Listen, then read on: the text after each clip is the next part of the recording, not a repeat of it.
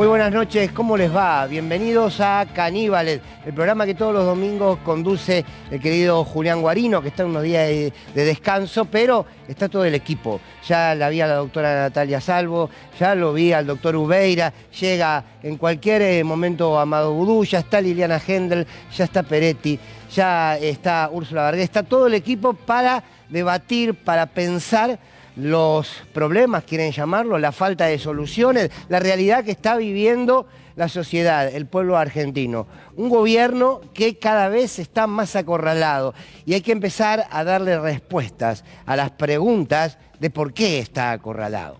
Y tuvimos una semana donde lo evidente se hizo cada vez más visible, lo que muchas veces hemos dicho en tantas oportunidades, que es, y lo decíamos el domingo pasado, que es esto de cómo juegan los distintos actores políticos que se dicen que en verdad están por fuera de la política, que simplemente ellos son grandes empresarios, que hacen sus negocios y nada más, y que nadie en un modelo como el que vivimos le puede impedir que lo hagan.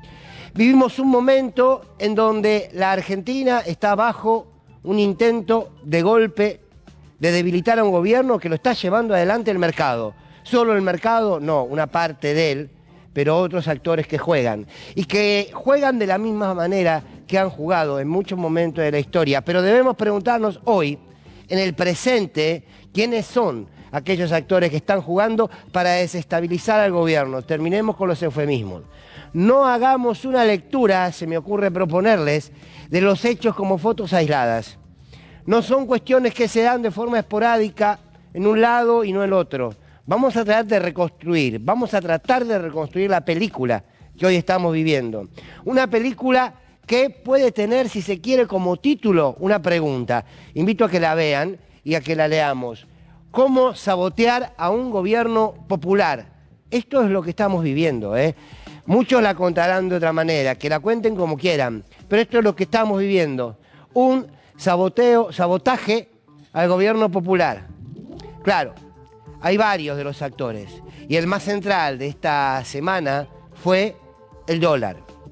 Pero el dólar no baja o sube gobiernos. El dólar no tiene piernas ni manos, ni firma ni deja de firmar. Al dólar alguien lo maneja, al dólar alguien lo determina. Y ese dólar y esos números que vimos estos últimos días del dólar hablan de que hay un sector que utiliza el dólar como una de las armas de la estabilización. Claro, la sociedad no discute eso. Mayoritariamente lo que sabemos es que cuando sube el dólar, los especuladores hacen subir los precios. Entonces, nosotros lo que nos quejamos es de los precios. Claro, pero el dólar es parte de las armas que están en juego para desestabilizar al gobierno. Fíjense, cuando se fue Guzmán, el dólar estaba a 239 pesos. Estamos hablando del 1 de julio. Pasaron 23 días. Al 24 de julio, 21 días desde que asumió Batakis, el dólar está a 338. ¿Alguien puede explicar por qué? Pero de verdad, no la explicación de la confianza de los mercados, la incertidumbre, no. ¿Alguien puede explicar de verdad por qué? ¿Será porque esos sectores quieren ganar más? ¿Será porque, entre otras cosas, la inflación que estamos viviendo en la Argentina y en el mundo es una inflación por acumulación de capital y del poder económico en manos de unos pocos?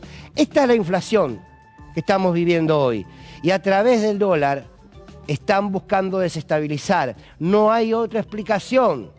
Cuando empiezan a mezclar las palabras vinculadas a la economía, esas que nos cuesta entender mucho, es porque la intencionalidad es otra. Y el dólar se dispara y el dólar ilegal, llamémoslo ilegal, no blue. Demos una disputa por el lenguaje también. Llamemos dólar ilegal a lo que ellos llaman dólar blue, a lo que ese mercado golpista, desestabilizador, llama dólar blue. Que lo definen 5 o 6 y lo definen con dos intenciones. Una económica y otra política, que siempre van de la mano. ¿Quieren ganar más? Claro que sí. Pero también, ideológicamente, quieren que un gobierno popular termine antes de tiempo. La imagen de los hilo bolsa, la imagen de esa porción del poder económico, de ese sector del campo al que no le importa nada que en la Argentina más de la mitad de nuestros niños y niñas menores de 16 años sean pobres.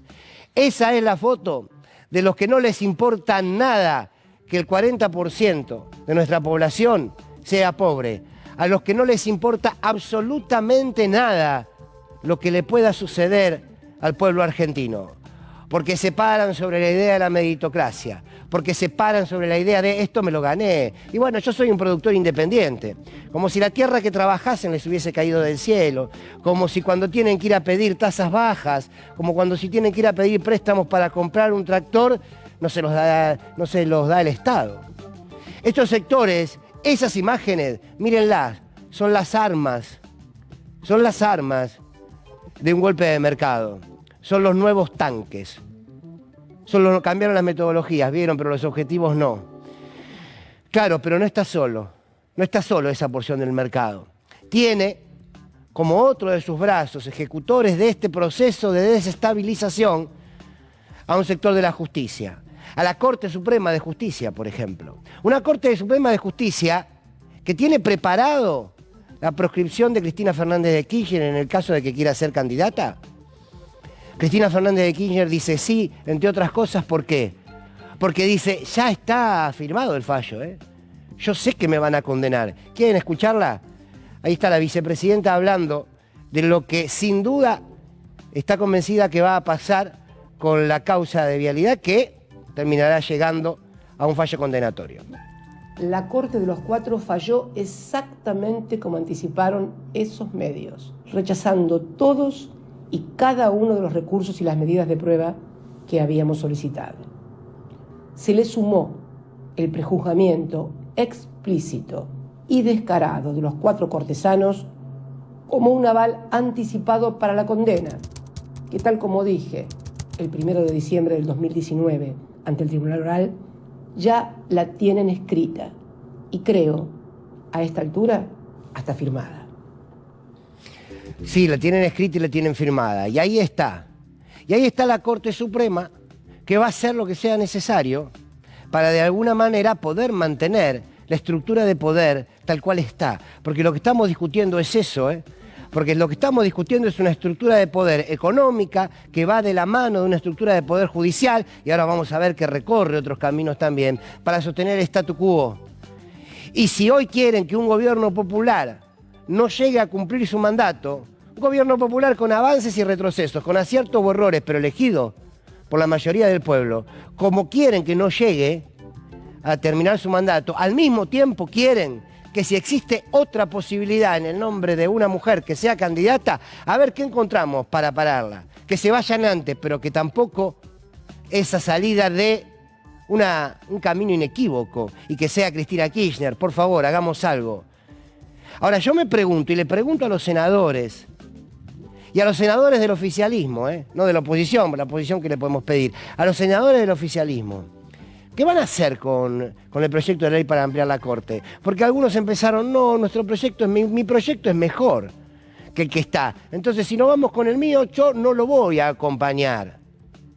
Bueno, habría que dejar de jugar un poquito, ¿no? Y ser un poquito más responsables. Digo, a los del frente de todos, Porque ¿qué le vamos a pedir a la oposición lo que no somos capaces de hacer desde un frente de gobierno? ¿Qué debe modificar? ¿Qué debe ampliar esta Corte? ¿Hay una sociedad que quiere ampliar la Corte? Sí. Sí. ¿Lo digo yo? No, lo dicen todos los encuestadores, creíbles, menos creíbles, más creíbles. Pero ahí está, la pata judicial. Una pata judicial que cada vez que tiene que investigar a aquellos que violentan la democracia miran para otros lados. Una pata judicial que, insisto, es un partido político. Un partido político que va de la mano con los partidos políticos más tradicionales. Por ejemplo, el de Juntos por el Cambio. Y ahí aparece Patricia Bullrich, Horacio Rodríguez Larreta. Horacio Rodríguez Larreta, casi en un hecho humorístico, dijo el otro día, nosotros no vemos que haya vocación de diálogo, así que no vamos a ir a dialogar. Yo no le podría decir, no te convocó nadie, Larreta. Le podría decir Kicillof, porque se manipuló algunos dichos de Kicillof. No se convocó a la oposición. Pero claro, automáticamente cuando vieron que la posibilidad estaba, y la posibilidad creen que está, de terminar antes de tiempo con este gobierno, aparece Patricia Bullrich y dice, pero yo estoy disponible, A mí me llaman enseguida y yo agarro. Creo que decía algo así, ¿la quieren escuchar? Patricia, ¿qué hacen ustedes si los llaman a conversar? Si los llaman si les dicen, el país está tronado y hay que sentarse a conversar, y nosotros necesitamos conversar con la oposición para que esto salga adelante. ¿Qué hacen ustedes? Yo no voy. ¿A qué nos van a llamar?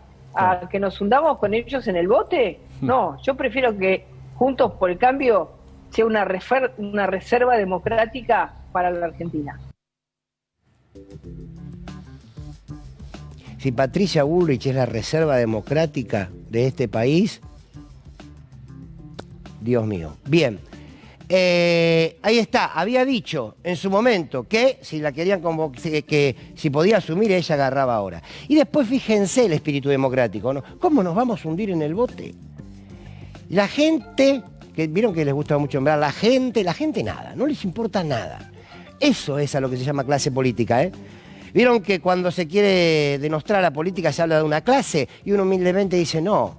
La política no es una clase, no es un lugar que se habita. La política es mucho más que eso. Hay algunos que sí, que hacen de la política una clase, una mesa de grandes sillones donde toman grandes decisiones, por lo general contrario a los intereses del pueblo. Esa es la clase política. Ahí sí está sentada Bullrich, entre otros.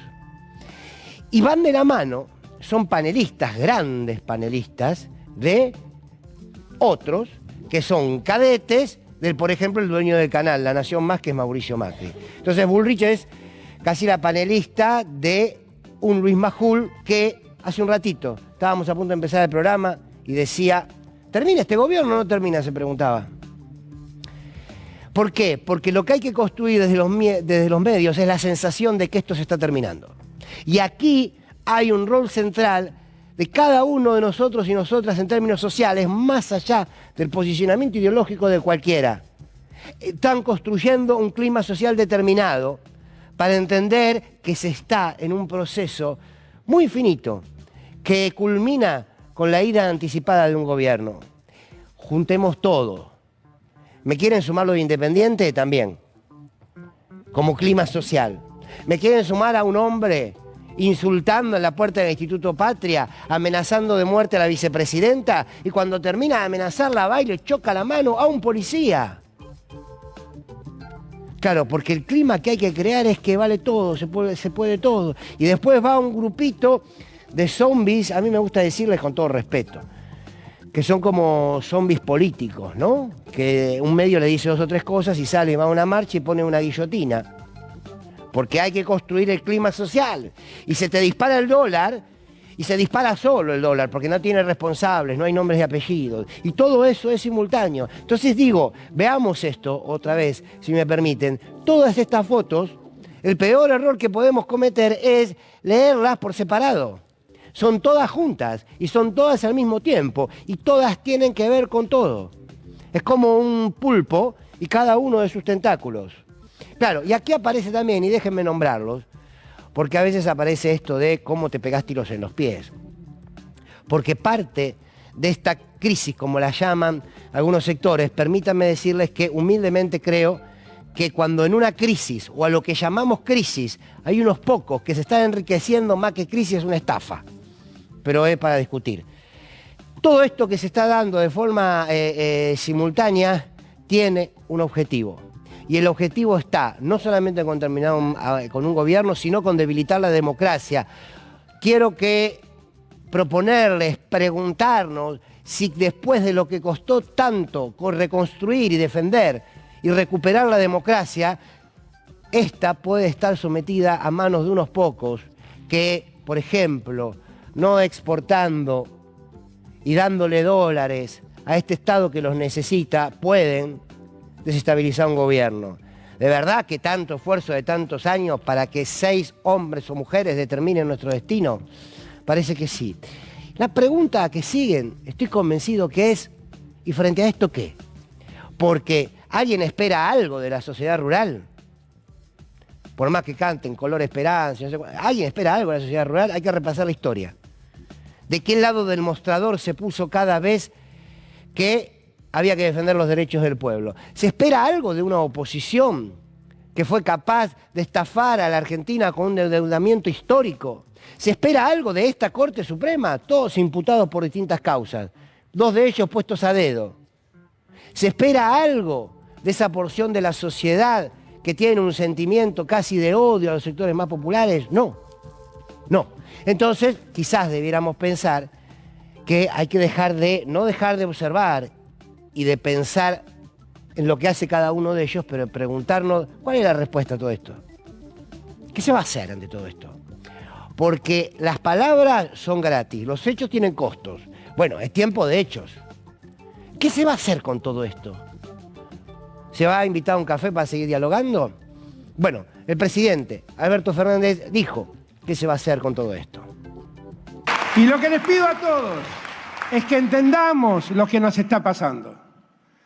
Porque los necesito a todos movilizados, acompañando una oportunidad que tiene la Argentina y que no debemos perder. Es la oportunidad de crecer con dignidad, dándole el lugar al conocimiento, a la ciencia y a la tecnología, el lugar que merece, y poniendo a cada argentino en un lugar de trabajo. Y sepan que los que me quieren torcer el brazo, no me van a torcer el brazo porque sé que cuento con todos y cada uno de ustedes.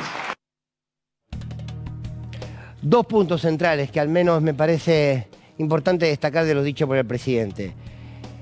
Los quiero a todos en la calle.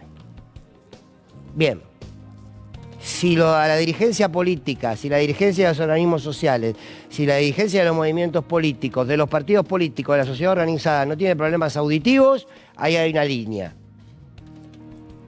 Por lo menos los que creen y se sienten parte de este frente de gobierno. Y lo otro es el presidente diciendo no me va a torcer el brazo, con todo dolor. No tengo ningún problema de decirlo, con todo dolor. No, ya le están torciendo el brazo al presidente.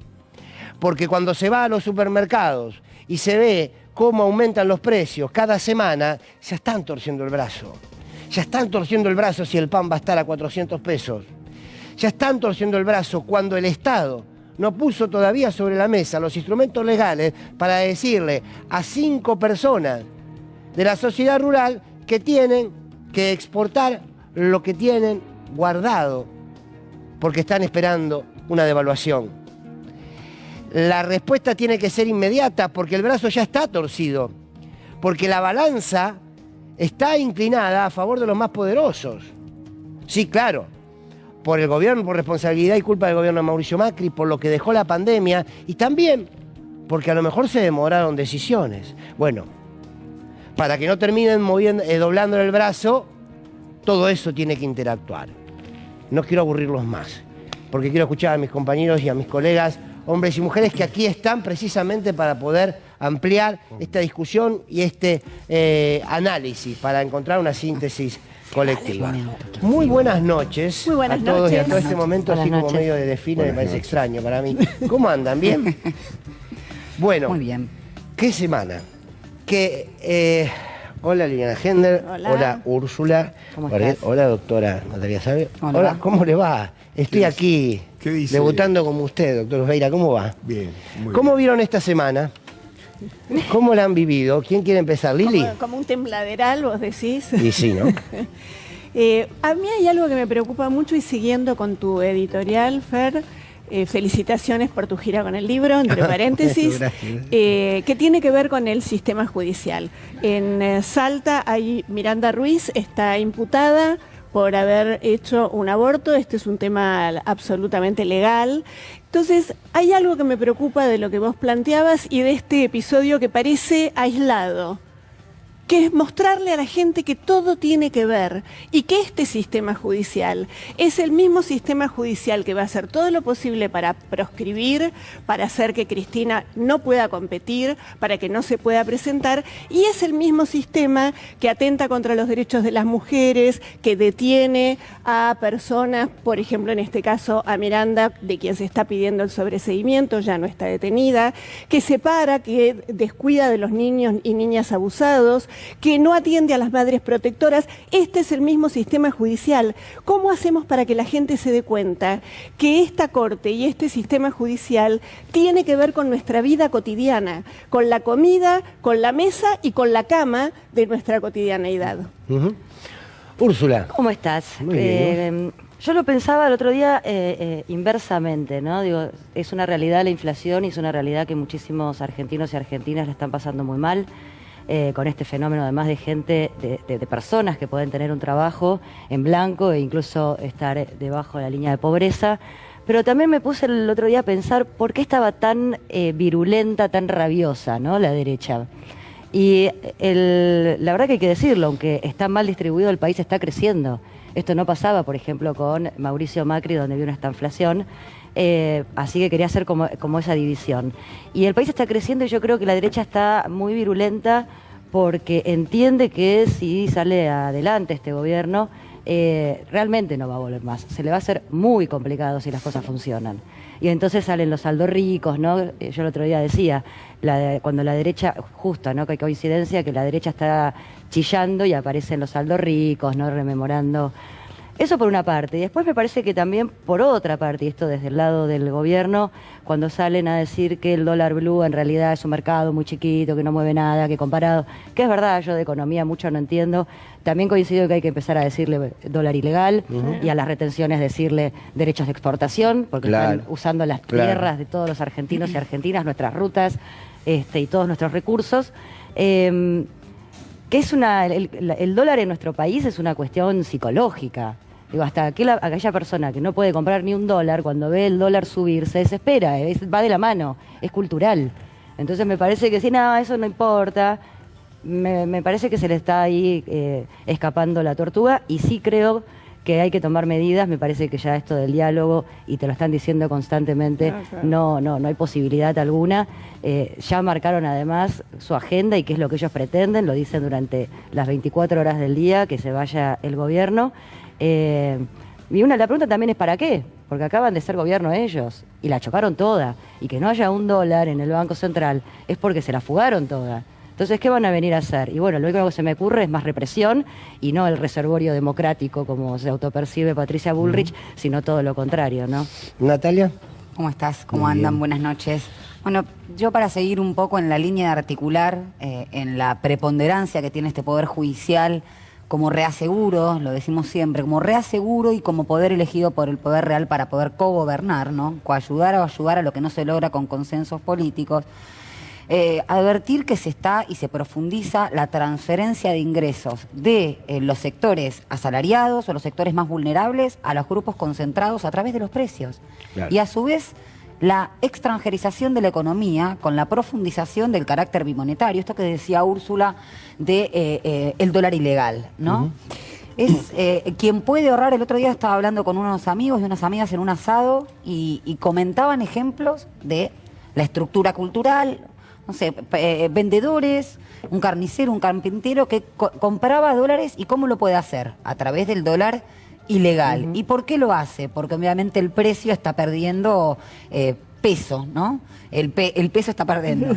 Entonces, es la única capacidad o posibilidad de conservar esa capacidad del poder adquisitivo del salario en una economía en donde cada vez llenar o alcanzar la canasta básica cuesta mucho más. ¿Y por qué digo de resaltar lo que decía Liliana? Porque si hay algo que hicieron es relegar al Poder Judicial a un sector aristocrático. Tanto la discusión de la política judicial corresponde, en el peor de los casos, a la oligarquía y en el peor de los casos al progresismo. Entonces, la impopularización de esa discusión, de ese Poder Judicial, lo que hace es que no se haga la relación de causa-efecto en por qué las decisiones del Poder Judicial a vos te llegan a la economía. Lo dijo la vicepresidenta en el video, con el acceso a Internet en un momento de pandemia. ¿No? Entonces, esto hace que cueste hacer entender o capitalizar o politizar. Vos hablabas de politizar, Fernando, el domingo pasado. El politizar, ¿por qué ese descontento del 82% de los argentinos y argentinos con el Poder Judicial tiene que ver con su vida cotidiana? No solamente con la proscripción política que quieren instalar, sino también con la imposibilidad de llevar a cabo un programa transformador socioeconómico para esas grandes mayorías. Y esto lo dejo para después, para darle paso al gallego. La ley de desabastecimiento. Si se llega a adoptar una medida de esas características, ¿quién va a estar atrás? Va a estar la siendo el reasegurado. Y bueno, a eso vamos. ¿Cómo la ves? Yo siempre estoy deseoso de este tipo de momentos disruptivos de la sociedad, porque generalmente detrás de la enorme crisis se genera alguna cosa que alumbre, Lo veo al presidente hasta más movilizado con eso de que no le van a torcer el brazo. Quizás a la hora se dé cuenta que tenga que ser un poquito menos dialoguista. Pero quisiera arrancar hoy con esa frase maravillosa que cuando uno entra a la rural ve en los frontispicios de la rural que dice cultivar el suelo es servir a la patria. Y cuando veo los Silo Bolsa, pienso que creo que no están con un gran interés en servir a la patria. Pero no soy de leer, pero creo que vale la pena leer este párrafo. La sociedad rural se fundó en el año 1866. Y el Financial Times, en algún momento determinado, dijo: el mayor enemigo de la moneda argentina sana han sido los estancieros. Como principales terratenientes y productores de su país, su interés radica en poder pagar sus gastos con papel moneda y obtener altos precios en oro por la venta de sus productos. Su noción del paraíso está constituido por buenos mercados en Europa y mala moneda en su país, porque de esta manera el oro le permite conseguir más tierra y mano de obra barata. Esto lo escribió el Financial Times el 7 de junio del año 1886. O sea, 20 años después de que se hubiera fundado la Sociedad Rural Argentina. Entonces la pregunta del millón es la siguiente. Hoy, en el año en el que estamos, y a esta altura del siglo XXI, pensar que las modificaciones del sistema agrario de la República Argentina como colaborador al funcionamiento de la riqueza nacional y al financiamiento de la nación es de alguna manera deseable con el diálogo, me parece que a esta altura del partido hay que ser medio pelotudo, ¿no? Entonces, realmente, por decir medio. Ahora, me parece, y yo insisto, en este programa lo he insistido de toda la vida, y lo vuelvo a insistir hoy una vez más, que si los conservadores crearon la Junta Nacional de Carnes y la Junta Nacional de Grano después del desastre del 30, es porque se daban cuenta que los muchachos que concentraban la totalidad de la riqueza del país había que meterles mano, porque si no, de alguna manera no se financiaba la nación. Claro. Bueno, entonces, digo, el problema está ahí. Los Silo Bolsa lo tenés. No a ellos que les gusta tanto la época de la represión militar, está vigente la ley antisubversiva económica, que sigue vigente en la República Argentina. Bueno, si el Silo Bolsa no lo querés levantar y no lo querés liquidar, bueno, automáticamente nacionalizá concretamente el mercado de cereales y automáticamente sacate del medio a todas las corporaciones que exportan. Ahora, esto... ¿Es tan difícil entenderlo? No, yo creo que entenderlo no. El tema es que hay que tener la decisión política de hacerlo, ¿no? Que es el tema. Ahora, perdóname que le damos la bienvenida a Pedro Peretti, a Amado Vudú. Buenas noches, ¿cómo les va? Es un punto de quiebre debiera ser, es como muy evidente todo, ¿no? Ahí está, necesitamos dólares, ahí están los dólares, lo vemos acá en la pantalla. Pero yo no los voy a vender porque soy un productor... Me parece que lo primero que hay que hacer, hay que desagregar un poco, hay que evitar las generalizaciones. Yo creo que ningún pequeño productor puede aguantar la soja. Yo soy un pequeño productor. Yo hoy no me queda un grano de soja. A mí, y como muchos de mis conocidos, le pasa exactamente lo mismo. Acá, ¿quién tiene la soja? Y ese debe ser el primer debate que debemos dar, y es la primera cosa que tiene que transparentizar el gobierno. ¿Quién tiene la soja? 2.500, 2.700, 3.000, depende de los cálculos, hacen el 50% de la soja de este país. El nivel de concentración de la producción de soja es inimaginable. Hay 10 pools de siembra, por ejemplo, que siembran todos 300.000 hectáreas cada uno. Láctil Irigoyen, Los Grobos, MCU. Adecoagro, 838.000 hectáreas. Ahí hay que buscar la soja. Ahora, ahí hay una parte de la soja. ¿Y la otra parte quién la tiene? La tiene Seara, que además te está diciendo, bajame las retenciones 4 o 5 puntos y yo liquido. Entonces yo creo que el gobierno tiene que tirar esa información a la calle. Tiene que tirarlo porque es muy importante que la gente debata con información certera. Porque hoy vos tenés un montón de comunicadores, el 99.99 de los periodistas que se dedican a la cuestión agropecuaria son parte del esquema de los grandes grupos económicos. Vienen con ese libreto y cuando uno le sale de ese libreto enfrente se ponen como locos, ¿no? Bueno, hay que dar ese debate seriamente en la República Argentina. El Silo Bolsa es un invento genial, típicamente argentino, que permitió y que modificó la estructura de comercialización, pero necesita una regulación. No puede ser, el SENASA tiene que inspeccionarlo cada 6 meses. No puede ser que vos tengas 400.000, este año se vendieron 400.000 silobolsas en la República Argentina. Cada silobolsa tiene 75 metros por 2,27. Entran 2.000 quintales de soja ahí adentro. No puede ser que eso lo dejes librado y que el Estado no sepa qué es lo que pasa con eso y qué hay ahí adentro. ¿No es cierto? Así que me parece importante. Y otra cosa, con esto termino y lo dejo a Amado. La Argentina debe cambiar, pero en forma inmediata. No puede permitir más la venta directa del productor al exportador.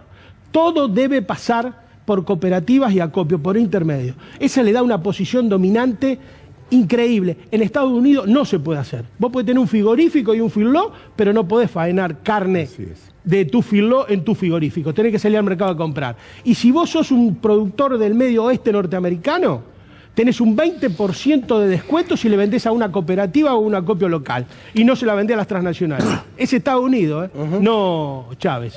Amado, ¿cómo hay medidas que se pueden tomar? Bueno, algunas se mencionaron, ¿no? Frente a esto que, insisto, es una extorsión evidente de un sector y que es un evidente intento de desestabilización. Estamos viviendo, yo lo calificaría como un prolegómeno de una especie de golpe de Estado. Y digamos, el cierre de esta situación lo pusieron las palabras de Aldo Rico. Claro. Vos tenés, desde mi humilde visión, articulado un ataque especulativo financiero muy, muy potente, un trabajo desde parte del sector judicial, y Aldo Rico le puso la frutilla, además de las cosas inverosímiles que se dicen del presidente de la Nación. Tenemos todos los días una oleada de rumores, de interpretaciones psicológicas, ni más ni menos la figura que, bueno, está al frente del Estado argentino. Entonces, no es casualidad que todo esto pase junto, yo no me la como, que son cosas que están desarticuladas. Ahora, el gobierno trabajó en parte de su debilidad. Claro. Porque, claro, una situación compleja como es la historia argentina, después de haber pasado Mauricio Macri, que hizo cambios estructurales muy potentes, a veces no lo queremos ver, pero las regulaciones cambiarias, las regulaciones en la comercialización, la regulación del sistema de medios, en todos los aspectos hizo transformar el sistema jubilatorio. A las mujeres le subieron 5 años de hecho y nadie dijo nada en este país. Entonces, si hay un gobierno que representa el campo nacional y popular y pretende administrar esa situación, va a entrar en conflicto con su propia representación y es parte de lo que estamos viendo. A mí me parece que el cambio de ministro de Economía es mucho más que un cambio de ministro de Economía. Quiero creer que es parte de un cambio en las políticas públicas, y en este sentido, bueno, creo que las primeras apariciones de Silvina Batakis tienen más con hacer pie que con desplegar lo que muchos pensamos que es capaz de desplegar. Bueno, ahora ha hecho un viaje que es muy importante. Yo creo que las decisiones hay que tomarlas en Argentina, no en Estados Unidos, fíjate, ni a pedir permiso. Amado, y aquí se ha hablado y se ha dicho, cuando Silvina Batakis le habló al mercado, y muchos coincidían, ya, bueno, está bien, había que aclamarle al mercado, había que hablarle, claro, había que hablarle para calmarlo. Miren qué calma que tomó el mercado. Porque está claro que Silvina Batakis está recibiendo un ataque especulativo. Claro. Lo que ha pasado con el dólar no tiene nada que ver con la economía real, ni con las perspectivas de Argentina de acá hacia adelante en la capacidad de generar dólares comerciales. Está recibiendo un ataque especulativo. Ahora, vos tenés que elegir a quién le hablás, cómo le hablás y qué tipo de mensaje le das a la población. Yo creo que si el gobierno sigue enfrascado en la cuestión fiscal, en la cuestión financiera, va a ser muy difícil que pueda revertir el gran problema que tiene Argentina hoy, que es la falta de ingresos en la población. Ahí va a estar, me parece, la solución económica, la sustentabilidad a futuro, pero también el músculo político para enfrentar este tipo de ataques. Miren, tenemos una placa, ahí seguramente Gary, nuestro productor, la va a poner, una placa que tiene que ver con cuánto necesita una familia para no ser pobre. Estamos hablando que son los últimos números que tenemos, 104.216 con 80. Fer, igual si me dejas agregar, sí, claro, porque a mí me parece que hemos vivido también como sociedad una mentira. en nuestro país, una familia que hoy gane 104.000 pesos, que no cuenta el alquiler, que no cuenta la salud, que no... sos pobre. Pero, Digo, aparte, me parece pero me parece que es un fenómeno que lo vivimos en el pasado, donde era la diferencia regional, era que Argentina tenía una clase media bastante amplia, un poco mejor, un poco más baja, pero era un gran colchón amortiguador de muchas medidas, y bueno, los ricos de siempre. Y nos hicieron creer con el paso del tiempo que vos le preguntás a cualquiera qué clase es, y te dice clase media, cuando no lo es. Porque vos le preguntás cuánto gana y es gente que es pobre. Yo he sido pobre, yo hoy me considero pobre. Yo si no trabajo no es que me puedo tomar un mes y vivir. Entonces, digo, culturalmente han logrado esto que mencionamos en varias ocasiones. Es decir, nos autopercibimos todos clase media, cuando por 104.000 pesos en este país, me parece que, en una familia, me parece que es una locura. Entonces siempre es a la baja, ¿no? Cuando tenés el salario mínimo vital y móvil en 45, por eso, va a estar en 48 horas. Pero es una vergüenza. Ya termino con esto. Y así retomo lo que decía el gallego con el tema de que también se ha instalado que el campo es la Argentina, ¿no? Que el campo es realmente la República, cuando... y vemos cómo responde esta sociedad que sale con un Duna diciendo yo soy Vicentín, por ejemplo. Y Aldo ¿no? Rico hablando de la República. Y Aldo, exacto, todo se mezcla. Y Patricia Bullrich. Y Patricia Bullrich, que la verdad que me democracia, parece que está bueno que se vean estas imágenes del asilo bolsas, y que si podemos hacer esta reflexión en casa, esas asilo bolsas representan el hambre hoy de un montón de niños y niñas en nuestro país. Me parece que nada tiene que ver esta gente con querer a la patria, nada más alejado, nada más mentiroso. Parte del corazón con el tema de la solidaridad y todas esas pelotudeces que piden ellos cuando, claro. Quería destacar en base a lo... Siempre hablamos de la puja distributiva e intentamos bajar a la realidad cuando se habla de un sistema financiero, de la especulación que se come a la economía real o productiva. Y tiene que ver con esto, Liliana lo vociferaba ahí por lo bajo. Argentina terminó en el año 2015 con un salario de $574, el más alto de América Latina. La profunda distribución regresiva del ingreso que llevó a cabo el macrismo, por supuesto con su narrativa, que esto me parece lo importante, profundamente antisindical, totalmente despolitizante, cortando los lazos colectivos, encontrando enemigos internos en la corrupción, en el narcotráfico, el narcochavismo y todo lo que escuchamos en esos 4 años en donde la prédica Patricia Bullrich hablando de consenso, democracia y todo lo demás. Bueno, esta es el kit de la cuestión. La distribución regresiva del ingreso, por eso digo, y tener trabajadores cada vez más precarizados, que es un fenómeno mundial, pero que acá en Argentina lo vemos muchísimo. Con lo cual, con 104.000 pesos, que es casi más de 2 salarios mínimo vital y móvil, es imposible. Pero otra cosa que decías vos, la negociación colectiva. Ese salario mínimo vital y móvil es un piso. Sin negociación colectiva, sin paritaria, sin sindicatos, tan profundamente denostados, desde ya por la derecha, pero también por algún sector avergonzado. No, pero, o sea, acá no se habla de la unión industrial del mismo modo que se habla de los sindicatos. Nos han ganado una batalla cultural en el sector progresista, nacional y popular, que todos se tapan la nariz cuando se habla de los sindicatos y nadie hace lo mismo con la Unión Industrial Argentina. Desde ya que yo no estoy haciendo personalismo ni subjetivaciones. Amado lo dijo, un mundo sin sindicatos, no te quiero parafrasear, Amado, es un mundo más injusto. Entonces, eso es lo que tenemos que destacar. Néstor Kirchner en el año 2002 empezó a subir el salario por decreto y le dio la posibilidad a los actores sociales y colectivos que pudieran disputar a partir de ese piso mínimo.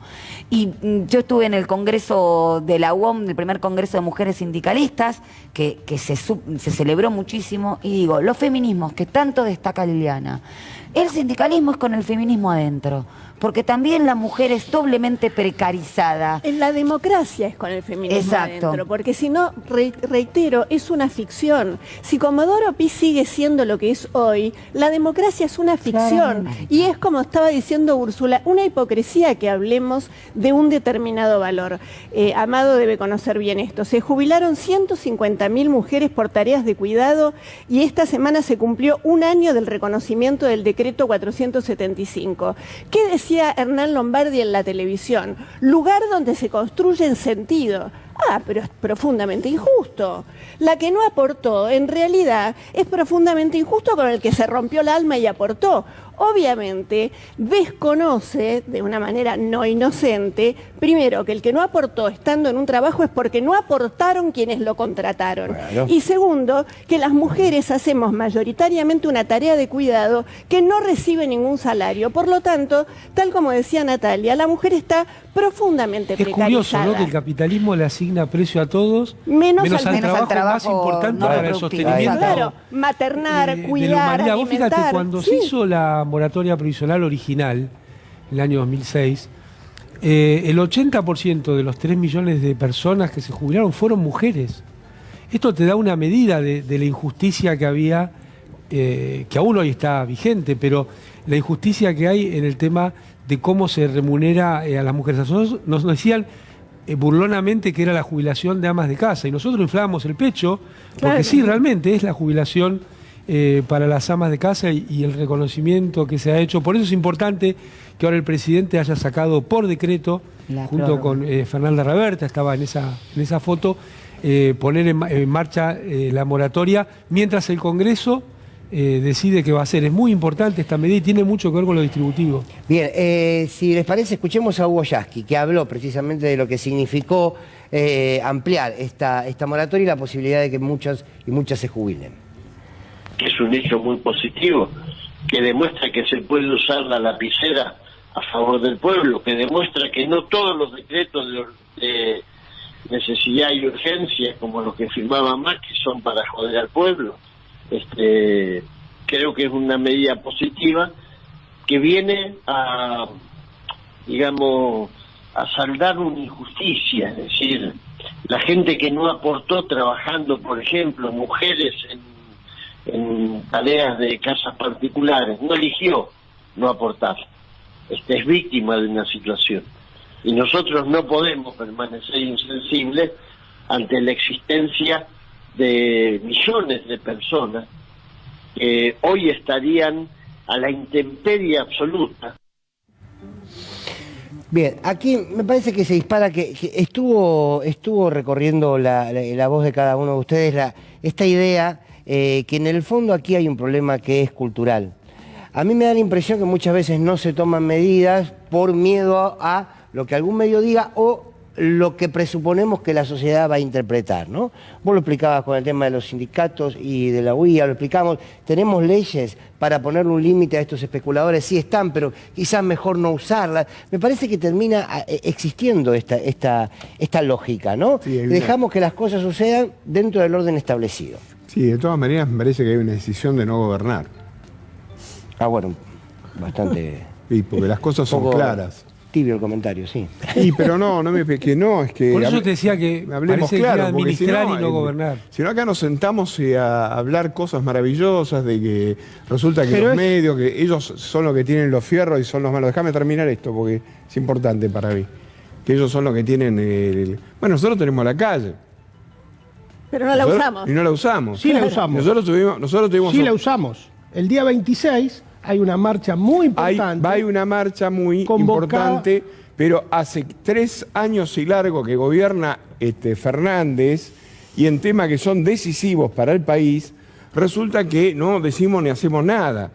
Y no nos damos cuenta que la Embajada de los Estados Unidos y aquellos factores que de alguna manera están en el poder, finalmente te terminan acorralando. Claver Carone, que ahora está en el BID, dice, los 500 millones de dólares que le habían prometido a la República Argentina no se los vamos a dar porque es un país insolvente. Que fue el que le permitió, pero es el mismo que le permitió y es el mismo tipo que cuando estaba Macri dijo, dale campeón la que te haga falta. Claro. Bueno, entonces digo yo... Mira, que te quiero volver al tema algo, porque ahora vamos a darle un tiempo a esto porque no es menor y porque habla de esa manipulación y, si se quiere, dónde están los verdaderos titiriteros de todo esto. Y ahí es donde vos decías la falta de movilización. Ahora, a ver, vamos a poner solamente en la responsabilidad de quien conduce, del presidente de la Nación, en que la sociedad en sus distintas expresiones de organización popular no se movilice. No, ¿Por qué no se moviliza la CGT? No, pero el presidente de la República tiene una función política que es insustituible, que es, primero de todo, hablar con toda claridad a la sociedad de cuáles son los problemas que realmente estamos atravesando,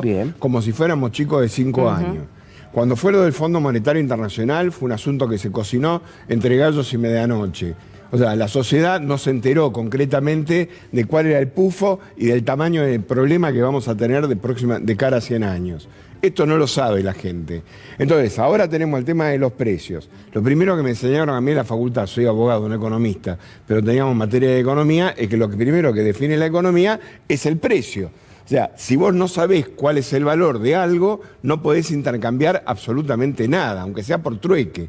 Bueno, hoy lo que está pasando es que la gente va a las góndolas y no sabemos si un tarro de dulce de leche está bien que te lo cobren 500 más o que te lo cobren una luca. Está bien, pero bueno, pregunto para que lo respondan ustedes. ¿No hay un problema de la dirigencia política toda? Pero que no puede terminar conduciendo un proceso popular que ponga en discusión esto que pasa. Yo estoy de acuerdo que la dirigencia política, por motivos que tienen que ver con que no le hagamos solas, por esto que vos acabas de decir recién, lo acabas de decir hace 2 minutos, no hagamos solas, no generemos más problemas, no qué sé yo. Pero es el presidente de la nación, en un sistema presidencialista, el que se para delante de la Cámara y le dice a la Corte Suprema de la Nación que son 4 ampones. Y se lo tiene que decir de una vez por todas. Y le tiene que decir con toda claridad que así no se puede gobernar y que es un poder que va en contra de los, digamos, de lo que significa el sistema constitucional argentino en la forma que se está llevando. Entonces, digo, o sea, te pagamos para eso, te votamos para eso. Entonces, decir que no le van a torcer el brazo. Yo ya escuché 20 boludeces históricas, le hablé con el bolsillo, me contestaron con no sé qué historia. A ver, ya estamos con el tema ese. Sí, y además agrego algo que mencionábamos en el programa anterior, lo había traído Lili a partir de una nota en el Cohete a la Luna, que tiene que ver con que en los distintos ministerios, ¿no? Se nota la falta de una cabeza principal que vendría a ser la del presidente. No puedo no recordar a Feletti en su lucha, que yo decía, nuestro único héroe, donde se topaba con culfas, que donde quería ir para un lado no se podía. Entonces, dentro del mismo gobierno todavía gente que representa al macrismo o a la ideología de derecha que frena. Entonces, si no tenés un presidente que viene atrás y dice esto se hace así, dale para adelante, te la bancamos, poné la espalda, notamos esto, un Feletti que pudo durar lo que pudo durar. Bueno, Guzmán bancado además por el presidente con un puñal en la espalda de lo que hizo, pero yo noto que los ministerios están siempre como de... Las segundas y terceras líneas de los ministerios, a esta altura de la noche, estamos a 3 años, siguen siendo la misma que la de Macri. Claro.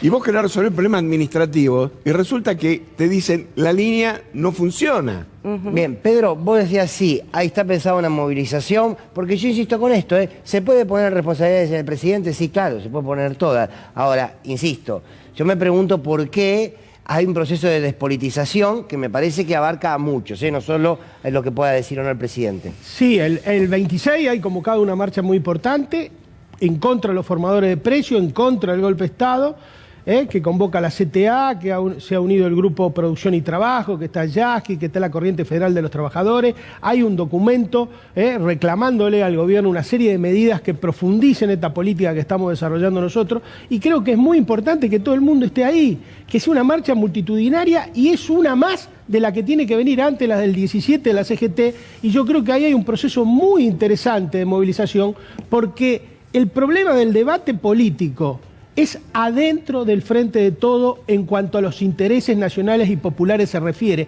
no por fuera.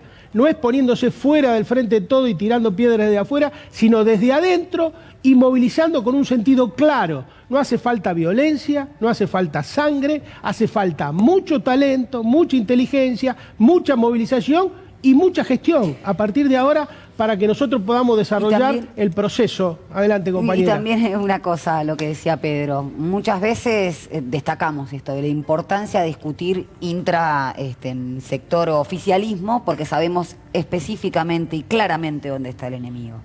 Pero también creo que para darle legitimidad y empuje, ¿no?, a la autoridad presidencial para poder tomar las medidas que salgan de la macro, de ese divorcio que hay entre la administración y la política, para mejorarle la vida a la gente, Digo, yo el otro día pensaba en un repaso de mi vida, clase media, desde el 2013 en adelante, cómo a mí, a mi familia en general, en las bonanzas o en las desventuras, ¿no? Mi viejo que tuvo una enfermedad en donde le llegaba una caja del Ministerio de Salud.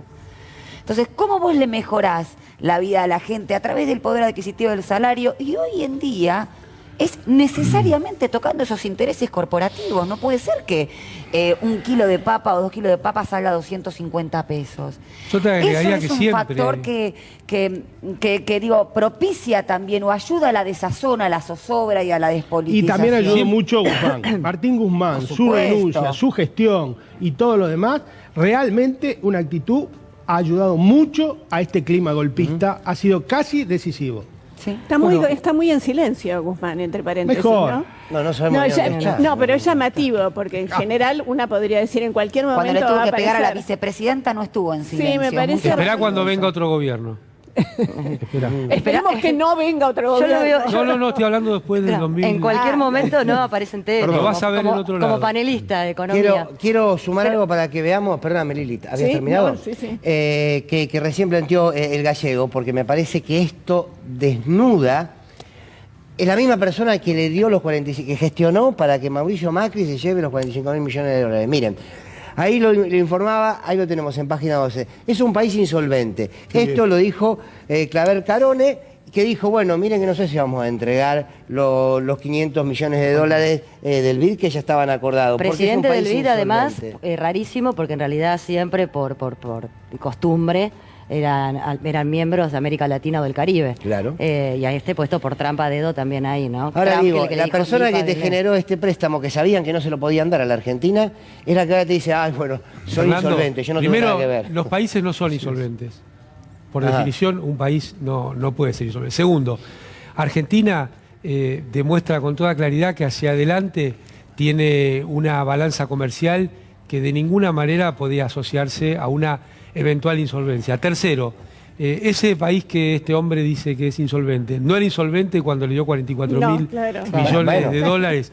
Entonces, me parece que hay que mirar cuestiones para hacer. Claro. Porque esta es la realidad donde operamos. Nosotros en el año 2010 nos incorporamos como miembro pleno de la Corporación Andina de Fomento. ¿Por qué? Porque veíamos que hay una arquitectura financiera internacional que en realidad es el brazo ejecutor de las políticas de Estados Unidos para las distintas regiones.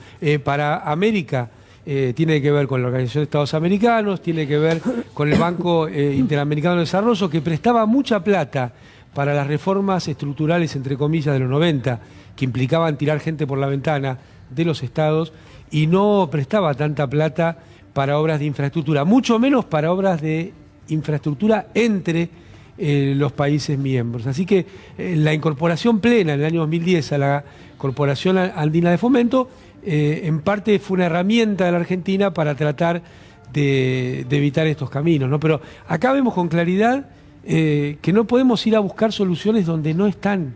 La política exterior de Estados Unidos es parte del problema de la Argentina y no parte de la solución de la Argentina. Bien, a ver, cuando se abre este escenario, que humildemente creo que es un punto de quiebre, y digo un punto de quiebre en función de, o se toman medidas ahora, o todo indica que se va a poner la situación cada vez más difícil. El gobierno perdió muchísimo tiempo. Para mí perdió muchísimo tiempo. Sí, pero esto es lo que queda. Bueno, de aquí en adelante, ¿qué? Porque uno ve, te pregunto, uno ve a este gobierno diciendo voy con la ley de... Es que, pero ¿sabés qué pasa? Pero si no hay propuesta, es decir, sálganos, acompáñennos en las calles, ¿para qué? Que si no te levantás a la mañana y me decís, bueno, vamos a ir contra la Corte, y el pueblo dice, bien, es lo que yo voté, cambiar medidas de fondo. No, vamos a dialogar, voy a hacer anuncios, de los anuncios de los anuncios anunciados. Vivimos con anuncios que finalmente tampoco se anuncian. Como en el Toreo, antes que cambiemos de tercio, me parecía, quería apuntar algo de Claver Carone, que lo tengo montado como se ve en algún lugar, ¿no? Claver Carone es una persona muy interesante porque, en primer lugar, el BID nunca estuvo en manos de ningún representante de los Estados Unidos. Siempre fue un organismo en el cual estaba presidido por un latinoamericano. Este señor pertenece al lobby cubano-americano, por supuesto, de la peor condición, con el tema del aislamiento de la isla y compañía. Y aparte es una de las personas que está más vinculado a Almagro, a Luis Almagro, en el tema de OEA. Es un personaje siniestro. Entonces la pregunta es, le diste 45.000 millones y ahora que vamos por 500 millones de dólares, que en realidad... Ya acordados. Ya acordados y qué sé yo. Y ahora dicen que la Argentina es un país insolvente. La pregunta que te tenés que hacer, si sos presidente de la nación, ¿a qué me tengo que ir a sentar con Biden? Porque este señor es el representante directo de la Casa Blanca. O sea, digamos, si hay un representante directo de la Secretaría de Estado de los Estados Unidos de Norteamérica para Latinoamérica, desde el punto de vista financiero, es este señor. Entonces, digo, ha llegado el momento, por ahí a lo mejor, de decir, el rey va desnudo, tenemos que poner en claro de que realmente al gobierno hay que ayudarlo a llegar a fin de año, pero en concreto somos todos nosotros los que tenemos que poner el cuerpo para que esto salga adelante. Y hay que dejarse de melindres en cuanto a que si el funcionario A lo sacamos y ponemos al funcionario B. Me parece que estamos viviendo etapas mucho más complejas, vamos por nuestros mangos, por nuestras familias, por nuestros hijos, fundamentalmente por la subsistencia de los argentinos de cara a los próximos 10 años, como para estar dando vuelta con determinada cantidad de pelotudeces. Ahora, en el sentido de lo que dice el Gallego es importante una cosa. Creo que necesitamos un acuerdo político dentro del Frente de Todos. Es fundamental. Es fundamental porque esto hay que tranquilizarlo. Tenemos que bajar los precios, urgente, y poner todo junto. ¿Pero vos crees que el problema de los precios es por falta de acuerdo dentro del Frente? Hay las dos cosas. Creo que la falta de acuerdo político le dio una grieta a los que suben los precios para que los subieran y dieran más. ¿No te máquinas. parece que es al revés?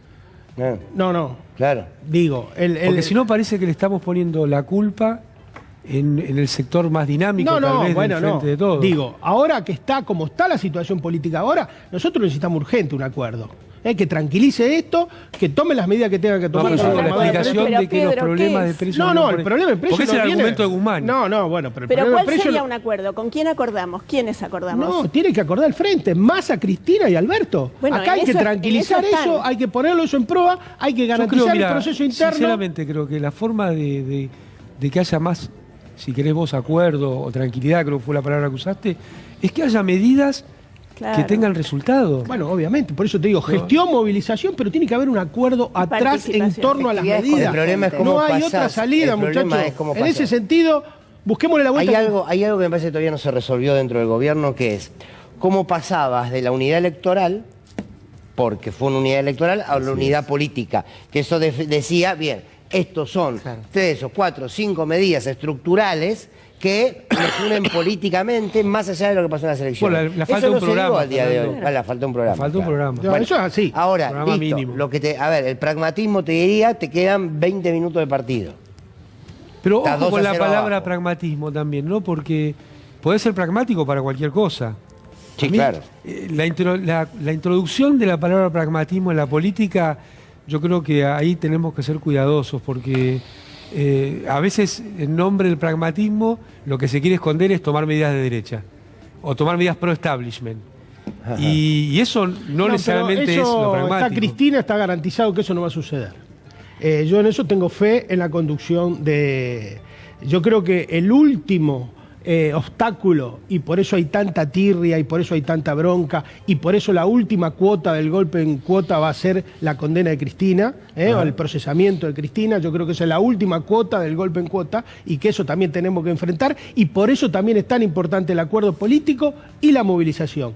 Me parece que en ese sentido tenemos que estar y confiar, y que se abra el proceso interno, que no es menor, y que haya internas, como dijeron, y se presentará Alberto, se quiere presentar. Pero eso es para el proceso electoral. Por supuesto, en todo este camino tenemos 20 meses. Tenemos que resolver los problemas del pueblo hoy. Por supuesto. Porque para mí lo electoral será consecuencia de eso es todo un proceso. Nosotros tenemos que hacer un acuerdo político, resolverlas, como dije al principio, resolver el problema del precio y el problema de los alimentos, que significa lo que vos estás diciendo, y en ese marco encauzar políticamente el proceso interno electoral para ordenar el frente y enfrentar las próximas elecciones, porque esto no termina mañana. Esto sigue. Punto mío es que pareciera que hay un obstáculo interno a tomar ese tipo de medidas. Yo creo que no.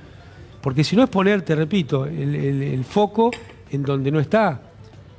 Me parece. Sí, yo me siento también en la obligación de que recordemos todos algo muy importante que pasó esta semana, que quizás fue anecdótico porque nos causó gracia o nos pusimos del lado del canillita, que fue el expresidente paseando por Ituzaingó, donde hubo un trabajador que no quiso darle la mano porque evidentemente no promulga las medidas o quizá también ha sufrido las políticas de gobierno de Cambiemos, que al no darle la mano, él contó que le dijo dámela igual, porque él dijo no sos bienvenido, le dice el Canillita, dámela igual, y cuando se va le dice lo lamento por vos. Una amenaza. Y una amenaza. Digo, no, pero ¿cómo? Claro, Ningún fiscal de dijo nada. No, bueno, pero por eso lo traigo. Digo, porque además de lo económico, que es terrible y que la gente hoy no come, lo que puede venir es un gobierno que realmente es de un pensamiento militar, de una venganza, de vas a hacer boleta, se lo dijeron. Y se escucha sos boleta. Y se escucha sos boleta.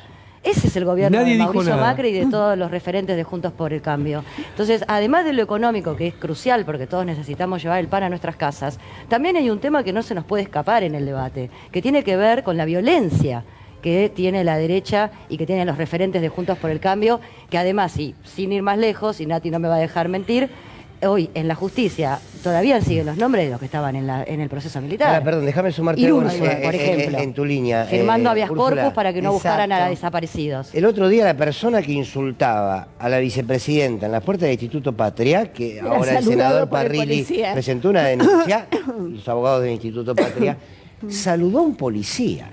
Quiero decir, esto mismo, no aparece nadie en todo esto. Parecen hechos menores, pero No lo hace a son. cómo se va construyendo No, cierta legitimidad social. Por ¿no? eso te decía Pero- al principio que hay un proceso de golpe en marcha que tiene muchos ejes y que yo no creo que estén sueltos. Y otra cosa. No, pero el proceso de violencia que destacarlo- decía Úrsula en la derecha, uno lo percibe. Uno No, pero lo percibe además claramente. fíjense cómo están institucionalizando esa violencia.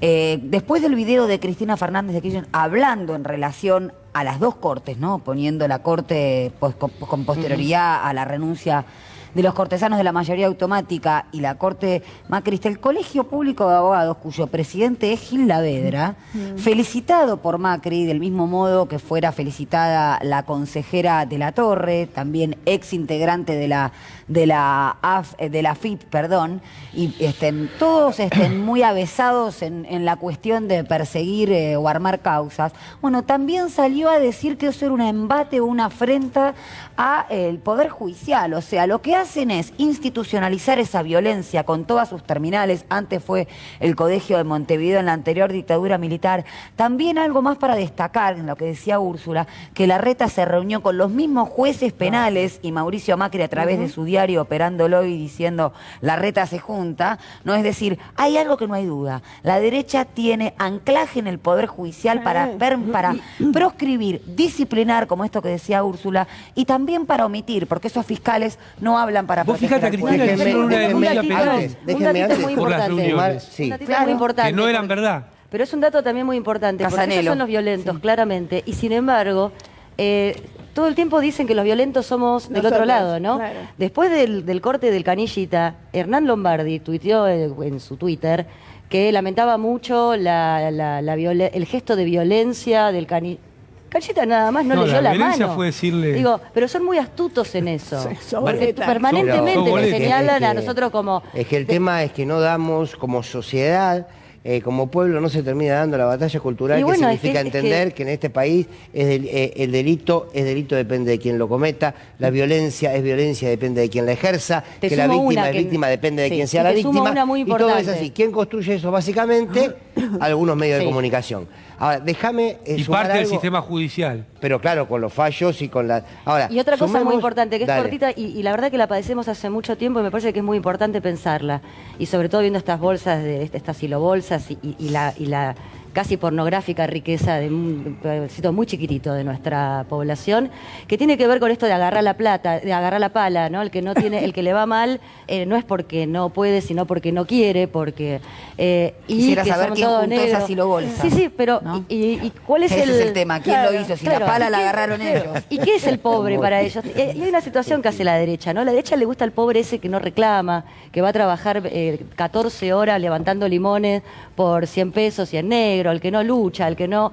Bueno, hay una romantización del pobre, ¿no? El pobre que, gracias porque le regale las zapatillas usadas. Totalmente. Entonces, ¿y para qué es eso? El señalamiento constante de la pobreza. Claro, la pobreza digna. Es para no hablar de la riqueza. Claro. Bueno, digo esto y quiero presentar algo que tiene que ver con un documento de los diputados del Frente de Todos.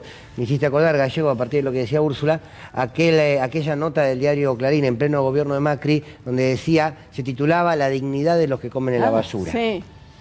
Digo, estudiaron periodismo para hacer eso. Bueno, ¿Puedo comunicado, decir algo? diga gente. Una seguidora dice que somos tendencia, hay que decirlo. También. Bueno, el salario emocional, Fernando. Claro. Vacaciones mentales. O sea, esto sucedió, comer tierra. El asunto de la incertidumbre. Claro, gozar de la incertidumbre. También nos dicen que la línea editorial de Caníbales de pegarle al presidente no está buena. Y me parece que vale la pena hablar acerca de esto, porque en realidad no le estamos pegando al presidente. Y invalidarnos de la posibilidad de discutir acerca de lo que está bien y de lo que está mal, de un gobierno que estamos sosteniendo, porque quienes estamos acá no tenemos ninguna duda que no hay alternativas, ni siquiera se trata de discutir cómo va a ser la interna, como decía Pedro. Hoy no hay alternativas. Si no tenemos memoria y no entendemos todo lo que se rompió y todo el camino minado que nos han dejado, no solo con personas, sino con una estructura Nosotros destruida. teníamos acá un despertador que lo usábamos para que el presidente se despertara y nombrara a Aníbal como ministro. Me acuerdo, yo los veía. Lo que vamos a hacer es colocar el despertador para que el presidente se despierte. No, lo llama Peretti. Bueno, a ver, vamos a leer. No, gracias. Vamos a leer si les parece. Digo para la oyente, ¿no? Para la que está viendo. Sí. Estamos pidiendo el despertador. Los diputados y diputadas del Frente de Todos emitieron hoy un comunicado que, entre otras cosas, dice que diputados y diputadas nacionales del Frente de Todos, esperen que no le veo nada, ahí está, del Frente de Todos, expresamos nuestro firme repudio a las maniobras y expresiones de neto corte golpista que aparecieron en los últimos días, una brutal corrida cambiaria que pretende una devaluación abrupta de la moneda nacional, pedidos de juicio político a nuestro presidente de la Nación, amenazas hacia nuestra vicepresidenta de la Nación, acciones violentas contra el Instituto Patria, exmilitares convocando a las Fuerzas Armadas, dirigentes políticos y operadores mediáticos planteando el adelantamiento de las elecciones. Los hechos son muy claros, hay una acción sistemática de desestabilización política y económica. Hacemos un llamado a la responsabilidad institucional de la oposición política, el contexto requiere claras y explícitas manifestaciones públicas y solicitamos al Poder Judicial que asuma una postura proactiva en defensa de la democracia y las instituciones e investigue las denuncias del poder que el Poder Ejecutivo ha realizado. Bien, es lo que estábamos hablando, ¿no? No son fotos. Es muy bueno el comunicado. Es toda una película, no son fotos. Lo que pasa es que pedirle responsabilidad política a la oposición es como pedirle peras al olmo. En términos institucionales está bien, Es lo mismo que pedirle diálogo. Pero es muy bueno el comunicado, muy oportuno, y yo creo que ese es el camino. Tenemos que sumarle movilización. No hay otra solución. Sin movilización popular no vamos a resolver. Hoy lo dijimos el gallego está más combativo. Desde el principio mismo del programa. No, es un lindo documento, está muy bien. Pero a ver, está bien, hay que expresarse. Está bien porque es una expresión, es un límite que expresa en forma institucional. Está bien. Si los diputados sí lo dicen, como lo decís vos, está bien. No, está bien, es un buen documento, está bien. Digamos, para ponerlo blanco sobre negro, me parece que estamos viviendo un momento particularmente intenso. Vos no participás del programa en esos días, pero acá si estuviera Julián Guarino y algunos que están acá, hace rato que yo vengo diciendo muchas cosas. Una de ellas que hay que tener ojo en los militares. Sí. Yo lo vengo diciendo hace un rato. Con esto no significa que corramos despavoridos porque los cuarteles están en pie de guerra o se van a sumar. Es más, ni creo que hoy haya dentro de los cuarteles una visión muy clara de querer apoyar al macrismo, por ejemplo, por decir algo, ¿no? Porque, digamos, los golpes brutales que recibieron por parte del sistema democrático creo que le ha calmado las ideas a unos cuantos. Pero la realidad es que ese señor que aparece ahí en la pantalla, Rico, no es ni más ni menos que un emergente de un sector importante militar y un sector importante de la sociedad, porque Rico en un momento determinado se había apartado del discurso de aquellos que habían violado los derechos humanos. Sin embargo, hoy dice concretamente que hay un montón de compañeros que están detenidos injustamente por temas de derechos humanos. En realidad, sé que hoy se ha iniciado una denuncia vinculada a estos dichos de micro de Aldo Rico por parte de la Secretaría de Derechos Humanos de la Nación, que eso sí me parece verdaderamente oportuno. Lo que me parece es que hay que estar muy atento y fundamentalmente yo, que algo más o menos del tema toco de oído, sé positivamente que lo que hay que caminar es urgente por todas las guarniciones de todo el país para recordarle a los jefes y a todos de que estamos en un sistema de carácter democrático y que más allá de los avatares de la República, la disciplina, la subordinación y el valor es para aquellos que le pagan el sueldo. Ahora, yo, completando lo del Gallego, yo creo que hay una política del Ministerio de Defensa de recorrer los cuarteles. Yo he visto y la información que uno... Yo aludo al jefe del ejército. No, me refiero a lo siguiente. La información que, por ejemplo, me llega de fuentes confiables, por llamarlo de alguna manera, es que por primera vez en la Argentina hoy son más los militares kirchneristas que macristas. Hay mucha bronca con el macrismo dentro de las fuerzas militares. Yo creo que... a ver, vamos haciendo una síntesis cada uno como para cerrar. Nati. Más que síntesis, quería recordar se van a cumplir 70 años de la desaparición física de Evita el próximo 26 de julio. Y creo que hay muchísimo para rescatar de ese pasado también de odio hacia una mujer que estuvo dedicada profundamente a un proyecto político y a los más vulnerables. El odio que se inició con ese antiperonismo feroz que hizo que pintaran en su casa viva el cáncer, es a lo que no tenemos que retornar, que hizo el 16 de junio de 1955 bombardeando la Plaza de Mayo. O sea, reivindicar el discurso democrático y aventar totalmente, como decía el Gallego, a las pretensiones desestabilizadoras, porque sin lugar a duda que defendemos primero la democracia y después esta gestión y sabemos dónde está el enemigo. Entonces, recordar que eso tampoco es una foto, que tuvimos un pasado que no tenemos que volver a repetir. Úrsula, tu cierre. Sí, muy breve. Creo que lo que estaba diciendo Peretti, me parece que hoy el ejército, no lo veo hoy, incluso está renovado, ¿no? Generaciones y generaciones de lo que se ha vivido en este país. Sí creo que el brazo armado de la derecha es la justicia, donde sí hay todavía jueces muy mayores de la época de los milicos, ¿no?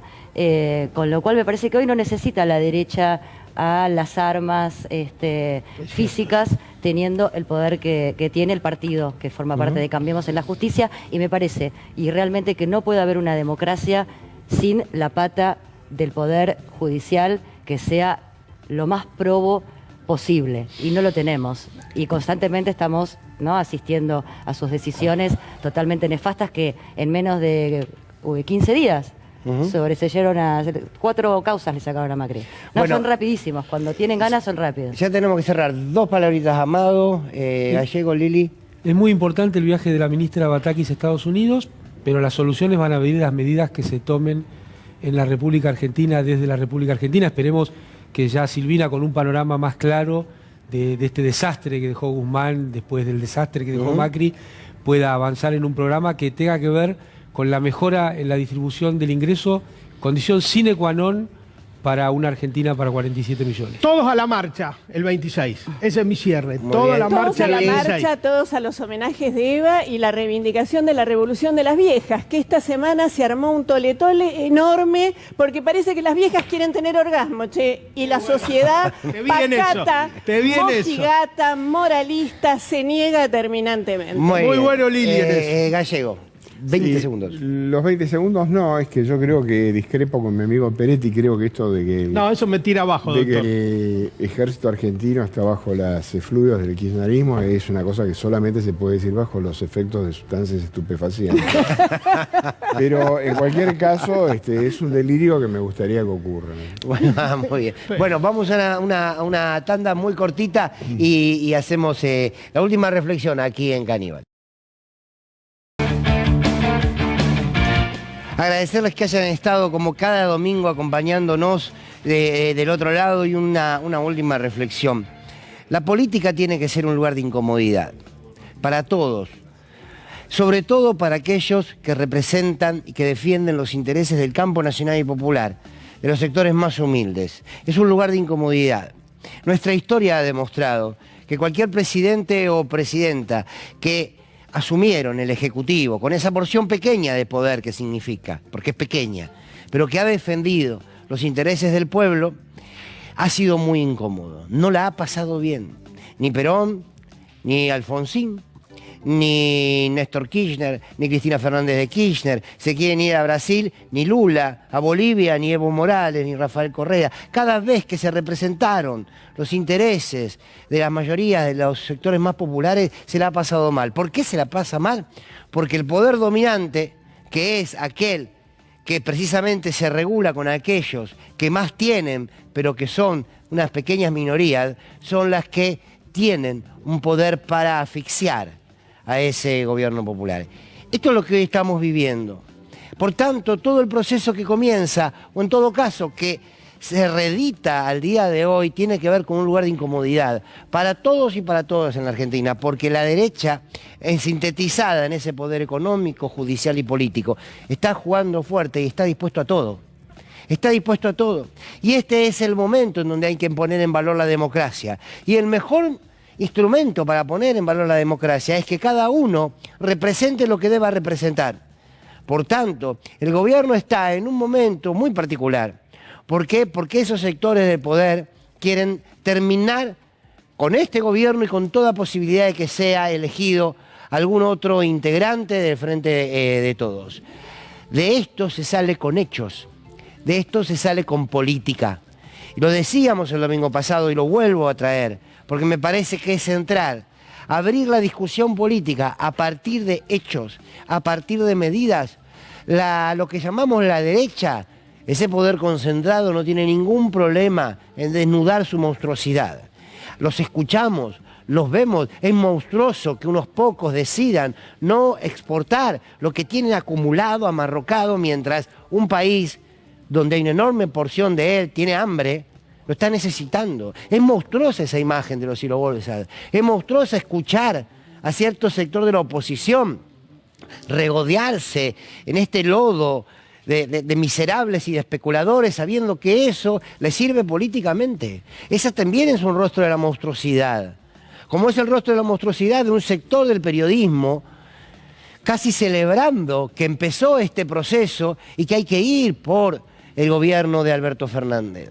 Pero insisto, ante esa monstruosidad no se le puede responder con instancias medias en donde, ¿por qué no hablamos con el monstruo a ver si nos promete que no nos va a comer? Entremos a la jaula del león y vamos a preguntarle al león si nos hace la gauchada y no nos come. Está en su naturaleza.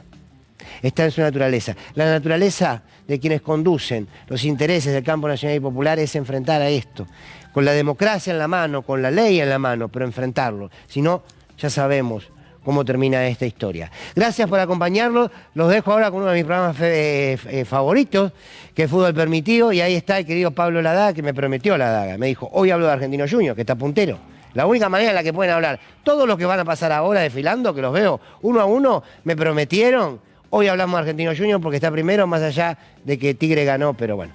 Ladaga, todo suyo, nos encontramos el domingo que viene. Gracias. Gracias por acompañarnos una noche más aquí en Caníbales.